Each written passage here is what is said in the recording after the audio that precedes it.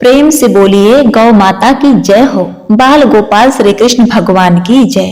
कार्तिक मास शुक्ल पक्ष की अष्टमी तिथि को गोपाष्टमी का पर्व मनाया जाता है। कान्हा जी जिस दिन गौ चराने के लिए पहली बार घर से निकले थे, वह दिन कार्तिक मास के शुक्ल पक्ष की अष्टमी तिथि थी। इसलिए इस पवित्र तिथि को गोपाष्टमी के नाम से जाना जाता है। अतः इस दिन गाय माता और बछड़े की पूजा सेवा करने से घर में सुख समृद्धि और शांति का वास हो जाता है। 33 कोटि देवी देवता लक्ष्मी जी सहित श्री कृष्ण भगवान प्रसन्न होते हैं, इच्छित फल मिलता है। अतः पूजा पाठ के बाद संध्या के समय या जब भी समय मिले, श्री कृष्ण जी की गौचारण कथा, गाय माता की महिमा को श्रवण करना 1000 गौ दान करने के बराबर पुण्य फल प्रदान करता है, ऐसा हमारे पुराणों में कहा गया है।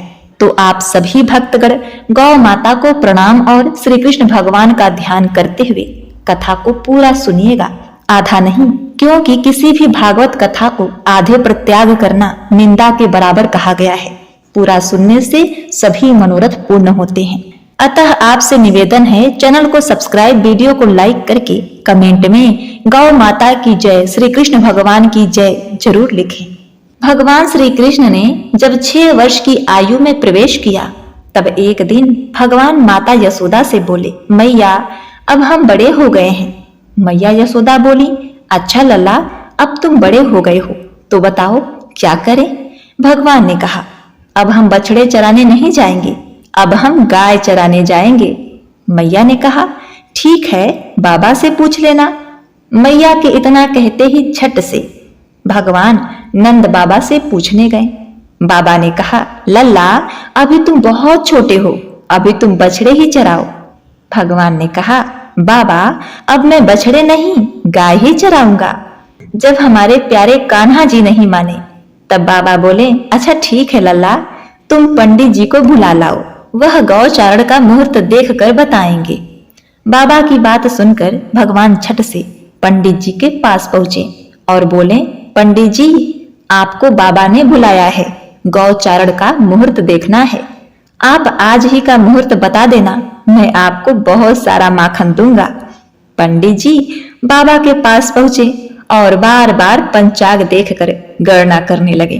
तब नंद बाबा ने पूछा, पंडित जी क्या बात है, आप बार बार क्या गिन रहे हैं। पंडित जी बोले, क्या बताएं नंद बाबा जी, केवल आज ही के दिन मुहूर्त निकल रहा है, इसके बाद तो 1 वर्ष तक कोई मुहूर्त नहीं है। पंडित जी की बात सुनकर नंद बाबा ने भगवान को गौचारण की स्वीकृति दे दी। भगवान जो समय कोई कार्य करे ना, वही शुभ मुहूर्त बन जाता है। उसी दिन भगवान ने गौचारण आरंभ किया और वह शुभ तिथि थी कार्तिक मास शुक्ल पक्ष की अष्टमी। भगवान की गौचारण आरंभ करने के कारण यह तिथि गोपाष्टमी कहलाई। माता यशोदा ने अपने लल्ला के श्रृंगार किया। जैसे ही पैरों में जूतियां पहनाने लगी तो लल्ला ने मना कर दिया और बोले, मैया यदि मेरी गौ में जूतियां नहीं पहनती हैं तो मैं कैसे पहन सकता हूँ। यदि पहना सकती हो तो उन सभी को भी जूतियां पहना दो। और फिर भगवान जब तक वृंदावन में रहे, भगवान ने कभी पैरों में जूतियां नहीं पहनी। आगे आगे गाय और पीछे पीछे बांसुरी बजाते हुए भगवान, उनके पीछे पीछे बलराम और श्री कृष्ण जी के यश का गान करते हुए ग्वाल बाल, इस प्रकार से विहार करते हुए भगवान ने उन वन में प्रवेश किया। तब से भगवान की गौचारण लीला का आरंभ हुआ। जब भगवान गौवें चराते हुए वृंदावन जाते, तब उनके चरणों से वृंदावन की भूमि अत्यंत ही पावन हो जाती। वह उन गौओं के लिए हरी भरी घास से युक्त एवं रंग बिरंगे पुष्पों की खान बन जाती। दूसरी कथा यह भी कहा जाता है कि भगवान श्री कृष्ण ने अपने सबसे छोटी उंगली से गोवर्धन पर्वत को उठा लिया था, जिसके बाद से उस दिन गोवर्धन पूजा की जाती है। ब्रज में इंद्र का प्रकोप इस तरह वर्षा की लगातार बारिश होती रही, जिससे बचने के लिए कृष्ण जी ने 7 दिन तक पर्वत को अपनी उंगली में उठाए रखा था।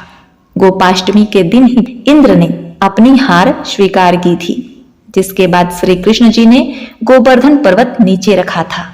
तीसरी कथा गोपाष्टमी से जुड़ी हुई यह है कि राधा जी गाय को चराने के लिए वन में जाना चाहती थी, लेकिन लड़की होने की वजह से उन्हें इस बात के लिए कोई हाँ नहीं करता था। इसके बाद राधा जी को एक तरकीब सूझी। उन्होंने ग्वाला जैसे कपड़े पहने और वन में श्री कृष्ण जी के साथ गाय चराने चली गई। प्रिय भक्तगणों, इसी प्रकार अब आप सुनिए गाय माता की कथा। एक साहूकारनी थी। साहूकारनी बड़ी धार्मिक प्रवृत्ति की थी। वह पूजा पाठ करती थी तथा वह गौ भक्ति भी किया करती थी। जब वह साहूकारनी छोटी सी थी तब वह अपने पिताजी और दादी को रोज गाय माता की सेवा करते हुए देखती थी। तभी से उन्होंने यह जान लिया था कि पहली रोटी गाय को खिलानी चाहिए, क्योंकि उसके घर जब भी बनती तो उसकी दादी माँ उसे आवाज लगाती। वह दौड़कर आती और पहली रोटी पानी का लोटा लेकर गाय के पास जाती। वह रोटी गाय को खिलाती और लोटे का पानी गाय के खूंटे में डाल देती। इसी तरह समय बीतने लगा। साहूकारनी बड़ी हो गई और अच्छा परिवार देखकर उसके माता पिता ने उसका विवाह कर दिया। विवाह के बाद वह अपने ससुराल आ गई, लेकिन उसकी दिनचर्या वही थी कि सारा काम करती, जब भी रोटी बनाती तो पहली रोटी गाय को खिलाती थी और लोटे से खूंटे में पानी डाल देती थी। उसकी यह गौ भक्ति देखकर उसके सास ससुर व उसके पति बहुत ही प्रसन्न रहते थे। फिर एक दिन साहूकारनी ने अपने सास ससुर से गाय लेने को कहा तो उन्होंने गाय ले ली। अब साहूकारनी ने सुबह शाम जल्दी उठकर गाय को चारा डालती, साफ सफाई करती, गाय के गोबर उठाती और उपले बनाती और गाय का दूध निकालती। यह काम खत्म करके जब वह खाना बनाती तो पहली रोटी गाय को खिलाती। उसके इस सेवा भाव को देखकर उसके ससुराल वाले बहुत ही खुश रहते थे। समय बीतता है। गाय माता की कृपा से साहूकारनी ने एक पुत्र को जन्म दिया।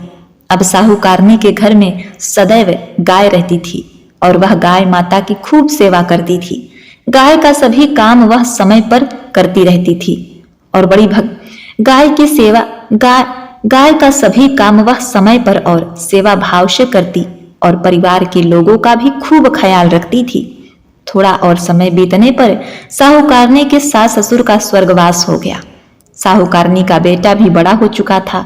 साहूकारनी और साहूकार ने उसका विवाह कर दिया। साहूकारनी गाय माता की सेवा करती रही। धीरे धीरे साहूकारनी दादी बन गई। उसके बेटे के एक बेटा और एक बेटी हो गई। बच्चे थोड़े बड़े हो गए तो साहूकार की मृत्यु हो गई। ऐसे ही समय बीतता रहा और वह साहूकारनी बूढ़ी हो गई। गाय का सारा काम खुद ही करती थी, लेकिन समय के साथ उसके हाथ पांव ने जवाब दे दिया। वह कुछ भी पकड़ती तो उसके हाथ कांपने लगते। अब वह बहुत ही कमजोर और बूढ़ी हो गई थी। तब एक दिन साहूकारनी ने अपने बहू से कहा, बहू, तुम घर का सारा काम करती हो, अब तुम्हें गाय माता का भी ख्याल रखना होगा। गाय को समय पर चारा पानी खिलाना पिलाना होगा, साफ सफाई करनी होगी, पहली रोटी गाय को खिलाना होगा। यह सब तुम्हें करना होगा। बहू, अब तुम्हें गाय का ध्यान रखना होगा, क्योंकि अब मैं बूढ़ी हो गई हूँ। अब मुझसे यह सब नहीं होता। मेरे शरीर में अब इतनी ताकत नहीं रही। तब बहू ने कहा, माँ जी, आप चिंता मत कीजिए, मैं गाय की सब सेवा करूंगी, आप निश्चिंत रहें। लेकिन बहू जब भी रोटी बनाती तो सबसे पहले बच्चों और फिर अपने पति को खिला देती और वह रोज गाय को रोटी देना भूल जाती। बहू गाय को चारा पानी भी समय पर नहीं देती। यह देखकर साहूकारनी मन ही मन दुखी होती। उसका शरीर काम नहीं करता था, इसलिए वह तो कुछ नहीं कर सकती, बस मन में दुखी होती और गाय माता से माफी मांगती। समय बीतता गया। सावन भादों का महीना आया। बारिश होने लगी। लगातार बारिश होने के कारण पूरे गांव में पानी भर गया। तब गांव के लोग अपनी जान बचाने के लिए किसी ऊंचे स्थान पर जाने लगे। उस नगर के राजा ने ढिढोरा पिटवा दिया कि गांव के सभी लोग अपने परिवार, पशुओं और कीमती सामान को लेकर ऊंची पहाड़ी पर पहुंच जाएं।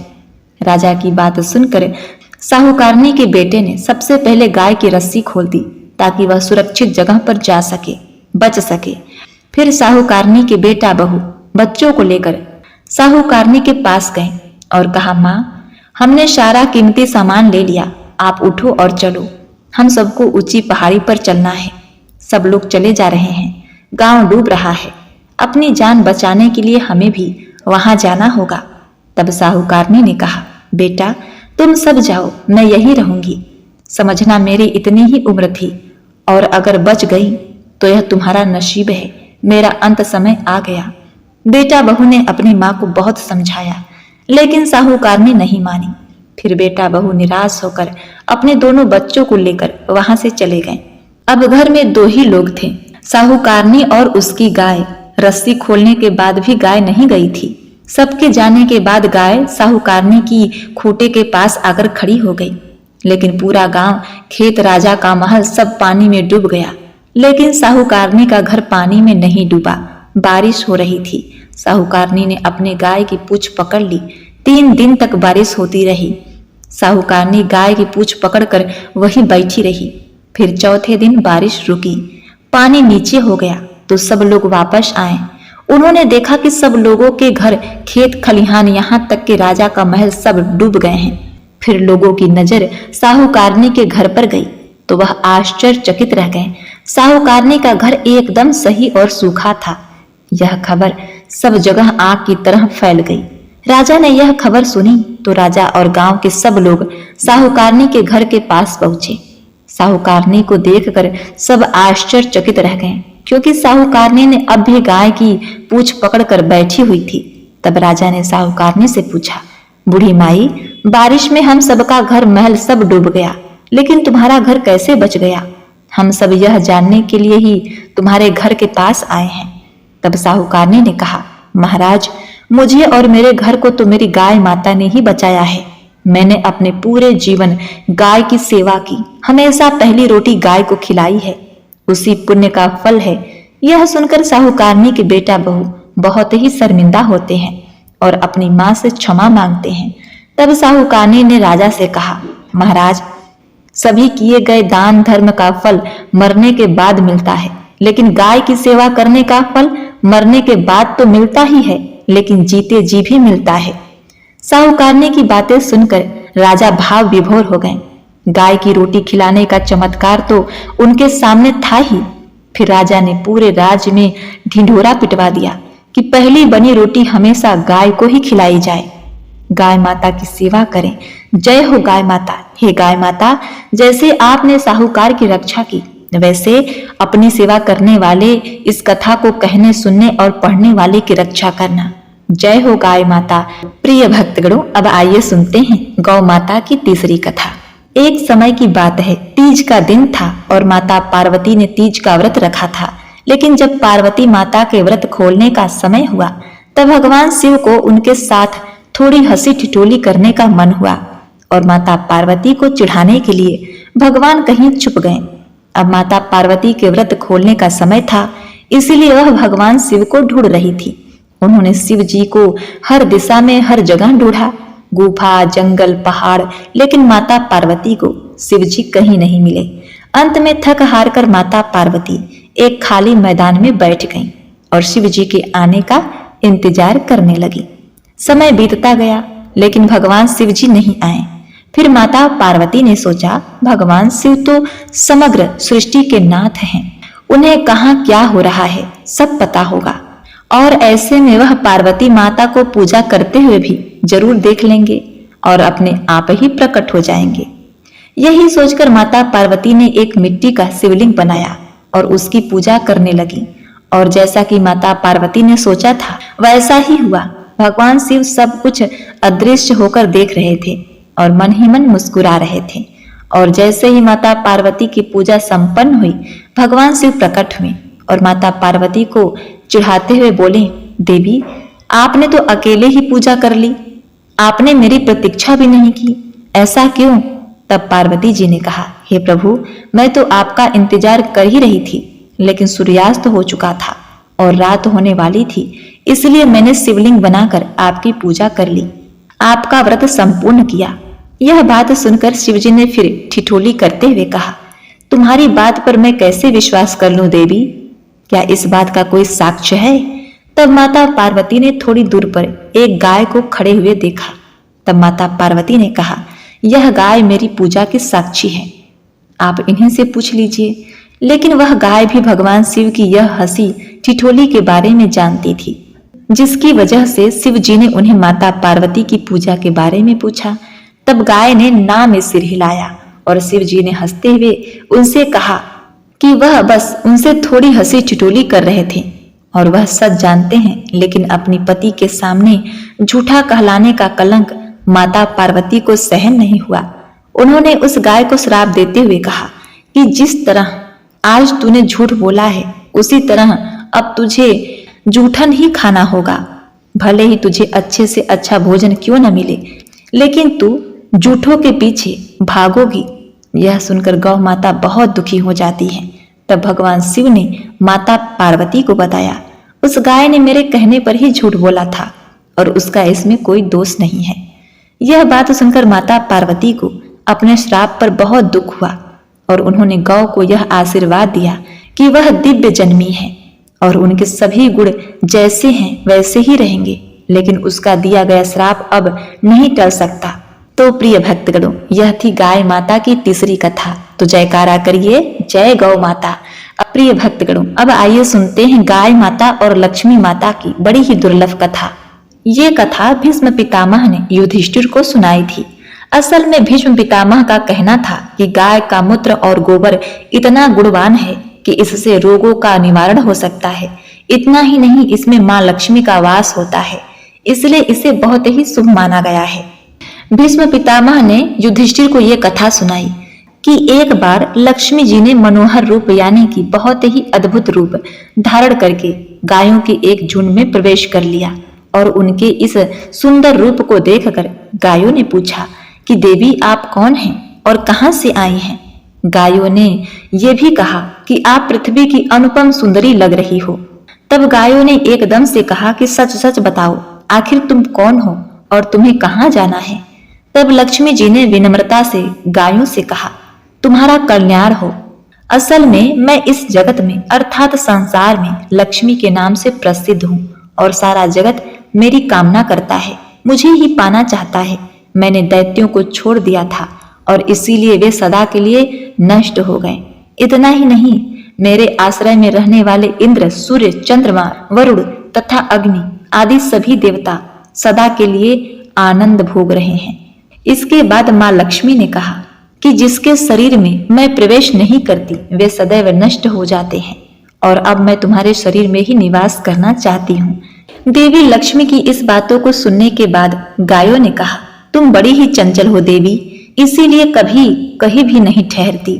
इसके अलावा तुम्हारा बहुतों के साथ भी एक सा संबंध है, इसीलिए हमें तुम्हारी इच्छा नहीं है।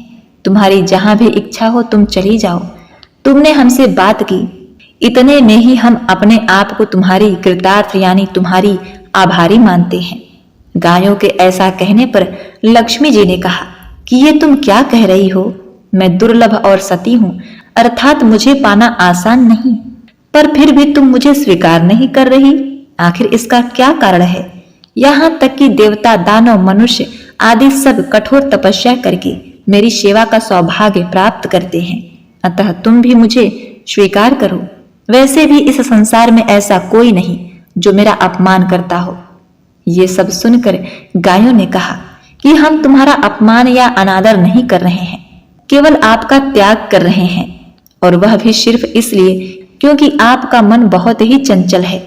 आप कहीं भी जमकर नहीं रहती, अर्थात एक स्थान पर नहीं रुक सकती, इसलिए अब बातचीत करने से कोई लाभ नहीं, तो आप जहां चाहती हो जा सकती हो।